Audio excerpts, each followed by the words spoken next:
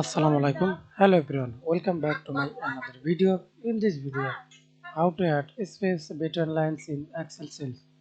Now see this. I have a document. Now click type cell 1 and select these two cells and double click to autofill. Now Control C for copy, Control B for paste. Now select this whole table area. Right click mouse and click short custom short. Type see this last cells on, type on, then OK. Now we can see this add space button lines in cells and remove this, delete.